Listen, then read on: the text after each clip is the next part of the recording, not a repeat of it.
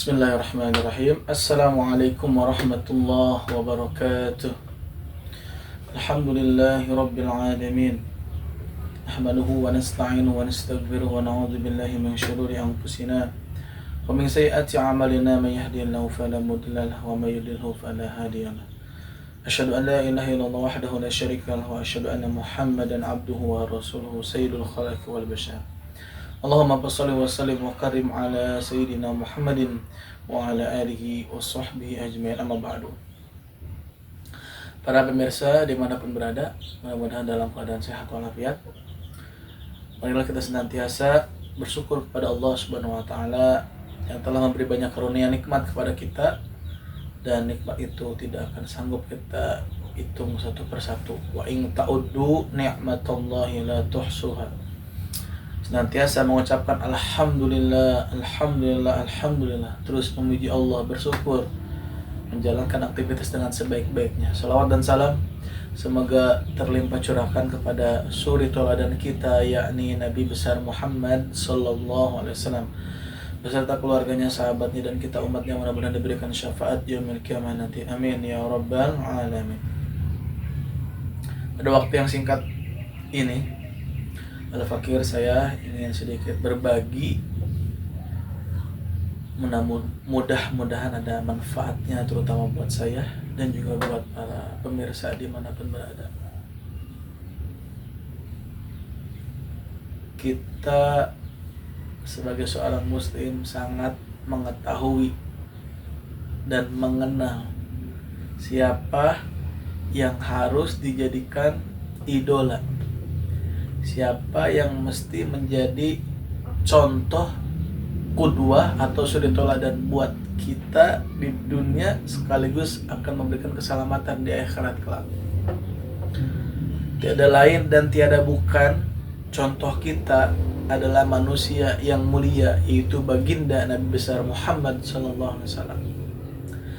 Makhluk yang sangat agung, yang sangat mulia dan dimuliakan atau diagungkan oleh yang maha mulia, yaitu Allah Subhanahu wa ta'ala. Di dalam Al-Quran kita dapat mendapatkan dan sering kita dengarkan daripada guru-guru kita, ulama-ulama, kiai, asatid, rahabaib, dan lain sebagainya, menjelaskan tentang ayat وَمَا أَرْسَلْنَاكَ إِلَّا رَحْمَةً لِلْعَالَمِينَ.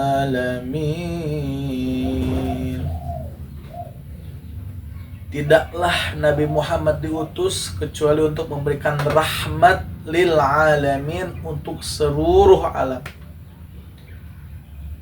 Kenapa enggak lil mukminin atau enggak lil nasi ajmain? Karena Allah mendesain bagaimana berperilaku, berakhlak kepada sesama manusia yang satu agama, yang berbeda agama, bahkan kepada pepohonan, kepada hewan, dan lain sebagainya. Maka makhluk yang paling mulia yang mesti kita pelajari, yang mesti dijadikan idola buat kita adalah Rasulullah sallallahu alaihi wasallam. Kata-katanya indah, pandangannya menyejukkan. Jika ada lawan bicara, selalu wajahnya menghadapi orang yang berbicara tersebut, mendengarkan kata-kata sahabatnya. Seperti itulah kehidupan. Bahkan di rumahnya pun Nabi Muhammad disebut bashar la kal basar.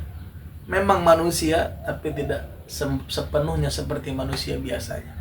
Ada kemuliaan, yaitu memilih hidup sederhana, memilih hidup yang sederhana, yang mana tidurnya saja hanya bertikar dengan pelepah daun kurma.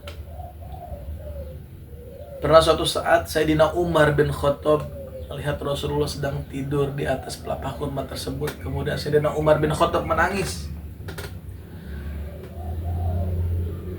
sangat dalam, membayangkan seorang raja atau seorang pemimpin yang dimuliakan oleh seluruh kaumnya, oleh orang yang beriman atau bahkan yang tidak beriman, yang mana memiliki kedudukan paling mulia di dunia sampai di akhirat. Siapapun tidak akan bisa menyaingi kedudukan kemuliaan tersebut, namun tetap hidupnya sederhana karena itu pilihan beliau. Setelah itu Sayyidina Umar bin Khattab melihat Rasulullah bangun. Dalam riwayat tangannya atau lehernya terlihat bekas pelapa kurma. Bekas-bekasnya terlihat di dalam di antara kulit Rasulullah. Maka Sayyidina Umar bin Khattab berkata, "Wahai Rasulullah, sebagaimana raja-raja hidupnya enak, mewah, kasurnya enak, bantalnya enak, maka aku akan memberikan hadiah seperti itu. Apa engkau mau?" Apa jawaban Rasulullah Sallallahu Alaihi Wasallam? Apakah engkau ridho dengan mereka hidup seperti itu? Dan kita akan mendapatkan balasan di akhirat yang lebih indah. Ternyata Nabi Muhammad berpikir di dunia hanya sekedar, namun di akhirat akan hidup selama-lamanya.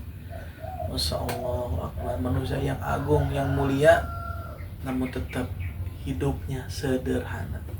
Seandainya orang seluruh dunia melihat sejarah yang sekecil itu kesehariannya di rumah, maka insya Allah jika hatinya benar, pikirannya bersih, maka tidak ada di antara mereka yang berbuat zolim kepada orang lain, mengambil harta orang lain, berbuat korupsi kepada orang lain, mengambil harta masyarakat. Nauzubillah min dzalik.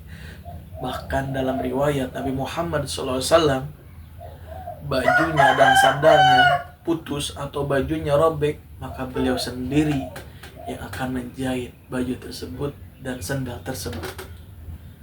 Siti Aisyah terharu, Siti Aisyah luar biasa. Sungguh contoh yang paling sempurna adalah Rasulullah Sallallahu Alaihi Wasallam menjahit baju yang sudah robek. Nah, kalau kita sudah robek mungkin online, mungkin segera mesen pakaian, mesen celana di online. Tetapi baginda Nabi Muhammad SAW mengajarkan hidup sederhana. Ketika baju atau celana atau sandal masih kita layak pakai, hanya sedikit yang rusak, maka kita jahit sendiri.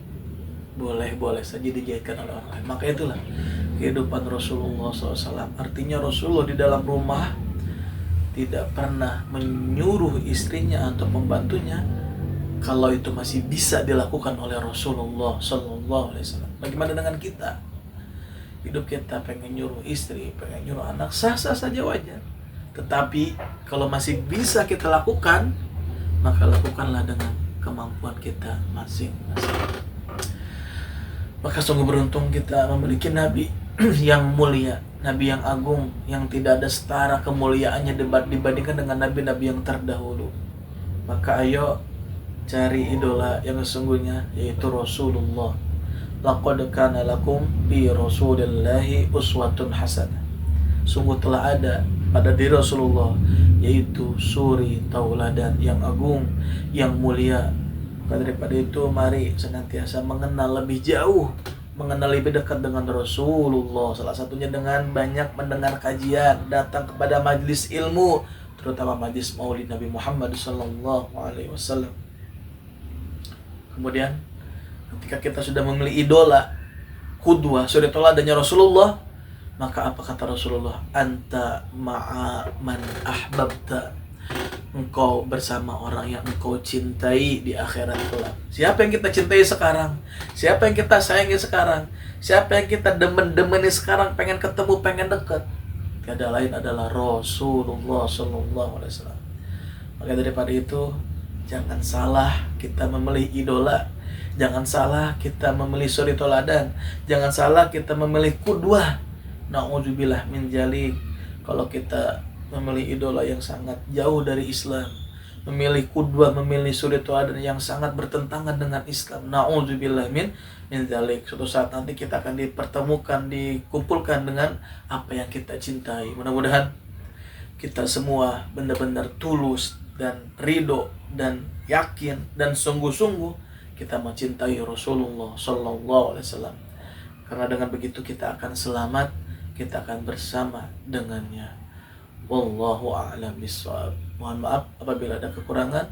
Mari kita terus mencari teladan Rasulullah dalam kehidupan kita, terutama dalam rumah dan juga dalam sosial yang kita beraktivitas sehari-hari.